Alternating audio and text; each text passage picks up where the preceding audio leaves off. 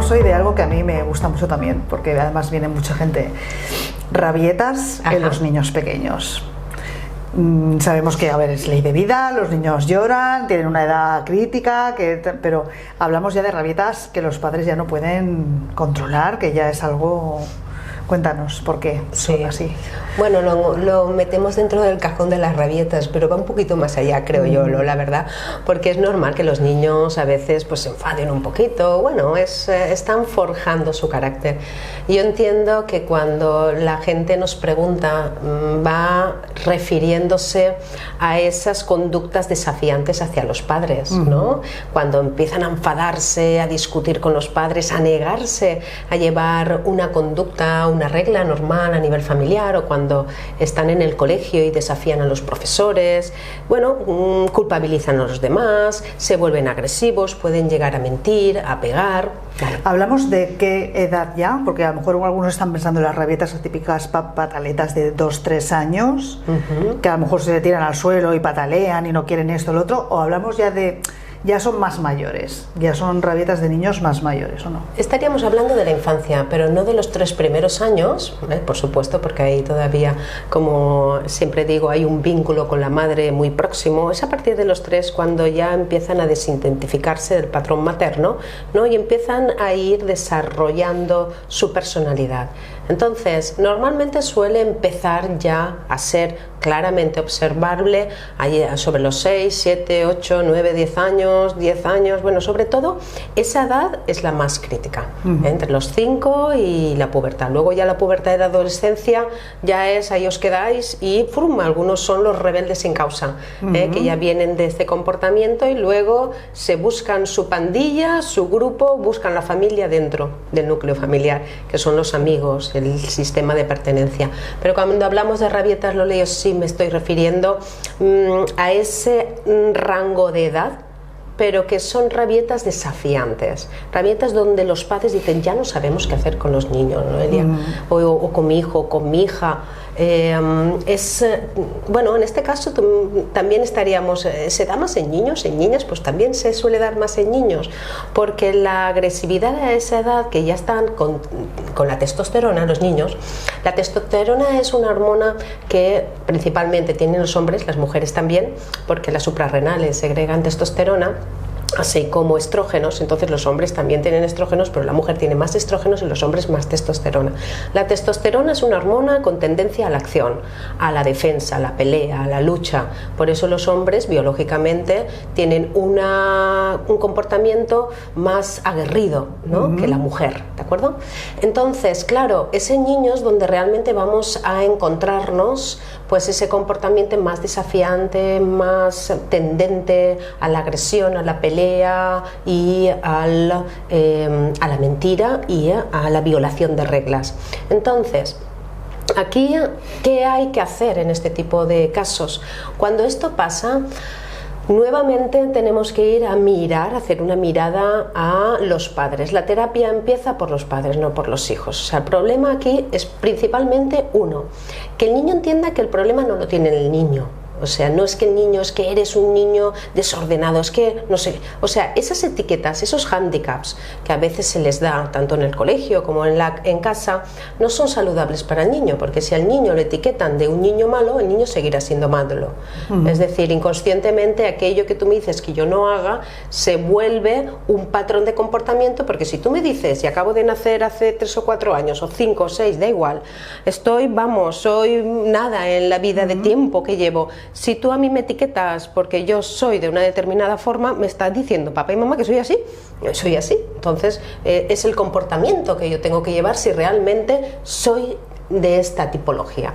Por eso, cuidado con los hándicaps y las etiquetas de tú eres, son creencias que luego el niño va a interiorizar como estructurantes. Aquí lo importante es, ¿por qué el niño manifiesta ese comportamiento? ¿Qué es lo que lleva innato para que se comporte de esa manera? ¿Y por qué esa falta de gestión, esa mala gestión de la frustración? Mira, te voy a poner un ejemplo muy simple, que son 3 patrones de 3 mecanismos psicológicos ante una misma situación que tenemos todos los seres humanos, ¿de acuerdo? Imagínate que hay 3 niños en el salón, y sus padres están discutiendo fuerte, y están los 3 niños. Uno saldrá, que sería la evasión, o sea, un niño dice, uff, me voy a mi habitación, huye, ¿no?, de la situación. Un mecanismo sería la huida. Otro mecanismo sería el enfrentamiento, que en este caso sería acercarse y decir, papá, mamá, a ver, que no, pero papá, mamá, no hagas eso, o intentando intervenir, ¿no? Intervenir, sí. Sería el enfrentamiento y la evasión, y luego la evasión, y luego hay un tercero que es la proyección. La proyección sería, el tercero se quedaría en el sofá, pondría voz a los dibujitos, se quedaría mirando los dibujitos, intentando crear como un mecanismo de proyección hacia algo que me atrae, intentando no sería una evasión, sino una proyección, algo que me va a traer lo que yo aquí no tengo, que el día de mañana serán los videojuegos y otras cosas que me vaden de una realidad que yo no sé. En otra cosa para Exacto, efectivamente. Entonces, claro, esto es importante porque cuando un niño, pongamos un TDAH, ¿vale?, un trastorno de déficit de atención con hiperactividad, los niños que son muy movidos, que no paran, que a veces los padres tienen amigos y el niño está arriba, abajo, corriendo, gritando, para, detente, ¿no? Vale, cuando eso pasa, cuando el niño tiene un síntoma, porque desde la psicosomática lo que vamos a ver es la sintomatología, pero no el diagnóstico del DSM-5 que utilizamos psiquiatras y psicólogos. No, aquí desde la psicosomática vamos a ver, ¿qué presenta el niño? Uno, que presenta mucho movimiento, mucha acción, no puede estar quieto, hasta por la noche me cuesta tranquilizarlo para que pueda dormir. Eso es un conflicto motor. Significa que el niño o memorias intrauterinas tuvieron que haber una situación de contrariedad de movimiento, es decir, una vivencia donde el niño manifiesta estoy movido, estoy en movimiento, estoy vivo. Entonces, ¿dónde estuvo el momento en el que no hubo movimiento y eso fue una situación de temor, de angustia o de miedo? Yo los trabajos que he hecho con TDAH me los he encontrado siempre en una programación intrauterina. Cuando he hablado con la madre, pues ha habido un momento en el que o la madre se creyó que se había interrumpido el parto, o tuvo una experiencia donde pensaba que el niño en el vientre había muerto, alguna situación que para la madre le angustió no hay movimiento, no está mi niño, o a lo mejor en alguna prueba le han dicho, uy, no escucho el corazón, o no escucho movimiento, no. Y en ese momento la madre, pues, ese temor de ¿está vivo? También me lo he encontrado con madres que han ocultado el embarazo por temor, porque eran jóvenes, por temor que la familia supiera, porque no sabían cómo contarlo, cómo decirlo, y entonces lo voy a ocultar, no tengo nada, no se va a mover, no voy, ¿vale? Todo ese temor a que haya ese movimiento, el niño luego cuando nazca lo hará a través de esa hiperactividad que es, insisto, un conflicto motor principalmente en memorias intrauterinas. Otra cosa podría ser el TDA, que es el trastorno déficit de atención. Si esa atención, que el niño está en clase y no atiende, es que el niño no atiende, es que siempre está como en las nubes, siempre está, no, es que no puedo estudiar, o estudia, no puede. Cuando les cuesta, aquí tenemos un conflicto de separación. Hay que buscar en la primera infancia por parte de la madre, de los padres o también memorias intrauterinas donde hubo un conflicto de separación, una separación vivida porque o bien la madre podía estar en duelo por la pérdida de algún ser querido o porque el padre en esa época se tuvo que ir a trabajar a algún sitio. Conflicto de separación de necesito que esté conmigo y no está, o me gustaría tener el contacto y no lo tengo, o un contacto no deseado. Eso es lo que programa la ausencia, el no estar bajo un patrón de atención. Es un conflicto activo que mientras esté en actividad el niño será ausente, porque la ausencia anestesia el dolor de la separación. Ese es el sentido biológico de este tipo de programación. Hay que buscar dónde estuvo la programación del conflicto de separación. Otra cosa sería, por ejemplo, la ansiedad. No es que mi niño lo que tiene es ansiedad. A veces tiene hasta ataques irascibles de ansiedad. Ansiedad son focos frontales, sería un miedo hacia el futuro. Es decir, una situación que a mí se me vino encima y que eso no pude controlar y fue algo que no supe cómo solucionar. Se llama un miedo frontal. Por ejemplo, el COVID ha dejado mucha ansiedad y mucho conflicto de miedo frontal, especialmente en niños, porque los niños no supieron cómo gestionar, vamos, un descontrol que ni siquiera los estamentos ni los padres sabían hacerlo. Claro. Entonces, para los niños, claro, dicen que está pasando, ¿no? No podemos ir al colegio, hay un bichito que nos dicen que nos puede estar afectando y además, pues, estamos viendo continuamente el informativo. Sí, ya fue duro para los adultos. Pues fíjate, para los niños, y yo me estoy dando cuenta ahora que muchos padres me dicen, es que es desde la pandemia, es que es desde la pandemia. Y digo, ay, la pandemia sí nos ha dejado tema a los psicólogos. Bueno, esa sería una cuestión que tendríamos que trabajar. La ansiedad siempre vamos a buscar y debo decir que hay un rasgo muy parecido a nivel rasgos de comportamiento de papá-mamá. Es decir, si papá-mamá ya presentaban ansiedad, temor, inseguridad frente a la vida, los niños van a salir también con esa característica, porque la seguridad de papá y mamá yo no la tengo. Entonces, ¿qué me otorga seguridad si papá y mamá son inseguros? Pues yo todavía más. Luego tenemos los antisociales, los niños que se rebelan hacia la autoridad. Cuando un niño se rebela hacia la autoridad, tiene que haber ya un patrón de agresividad previo. Yo he visto agresividad en casa o mis padres la han visto y tienen un comportamiento ya desafiante hacia la autoridad, con lo cual yo desafío a la autoridad. Eso es lo que hablábamos al principio, ¿no? De las rabietas estas con esa actitud. Sí, es este patrón. Exacto. Son ya patrones que infringen las reglas, que a los profesores no les hacen caso, que quieren hacer lo que ellos quieran. Y luego también está el mitómano, que es el mentiroso, que el mentiroso está ocultando prefiero decir una mentira para no encontrarme con el castigo. Entonces, en todos estos casos, mira, rabia e injusticia, este también es importante, rabia e ira.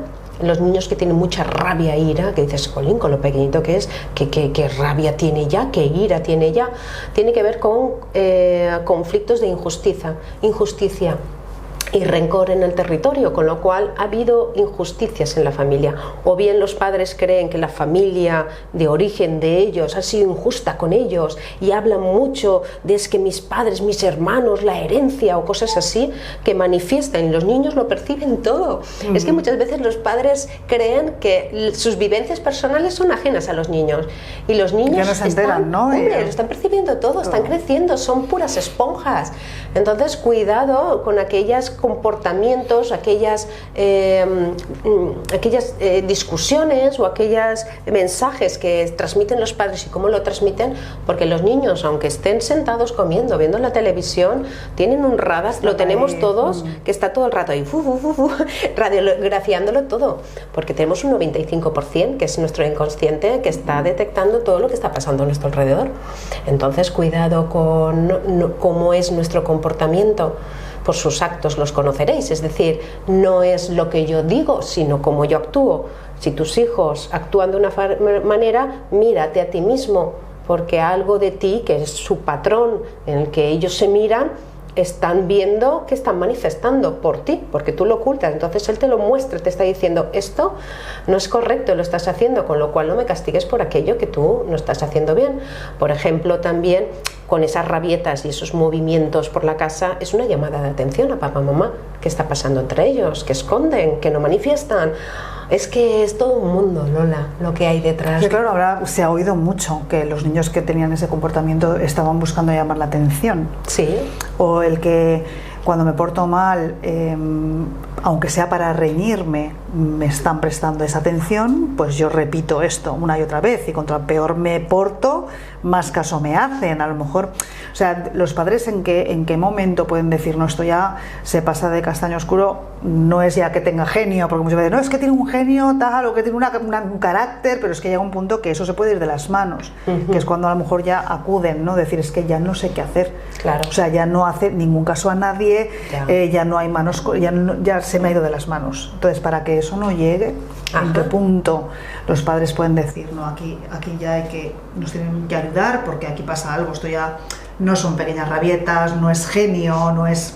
¿En qué punto hay algún...? Vale, mira Lola, yo te diría que los niños necesitan vivir en un mundo de niños, necesitan ser niños, necesitan jugar, necesitan disfrutar, tener sus amigos, sus momentos de juego y también sus momentos de estudio. Y todo dentro de una estructura donde hayan 3 nutrientes muy importantes. Siempre lo diré, que es afecto en la familia, es lo que necesitan niños, uno de las 3 partes importantes, afecto, estructura, o sea, papá y mamá tienen que saber que entre los dos llevan una estructura, no que papá dice una cosa y que mamá dice otra, y que entre ellos no se aclaran. Entonces yo, ¿hacia dónde me voy? La estructura es importante, saber los horarios, las horas de comida, comemos juntos, o sea, ciertas cosas que al niño le van a estructurar el día de mañana en su propia vida. Y luego tenemos afecto, estructura y pertenencia. La pertenencia es que mamá diga, hijo mío, eres mío, formas parte de todo mi sistema y linaje familiar, y papá diga, hijo mío, eres mío, eres mi hijo, no de posesión, o sea, yo soy tu padre, sería la palabra, y tú formas parte de todo mi linaje familiar. Es como un reconocimiento, ¿no? Un reconocimiento, es sentir que yo formo parte de este sistema familiar. Aunque papá y mamá estén separados, no pasa nada. Aquí lo importante es, yo te quiero, hijo mío. Sí, el sentimiento de unión, de pertenencia. Claro, y fuiste fruto del amor, aunque papá y mamá ahora estén separados. Papá y mamá pueden estar separados, eso no trae que el niño tenga ese comportamiento fruto de la separación, no, sino del comportamiento de ambos.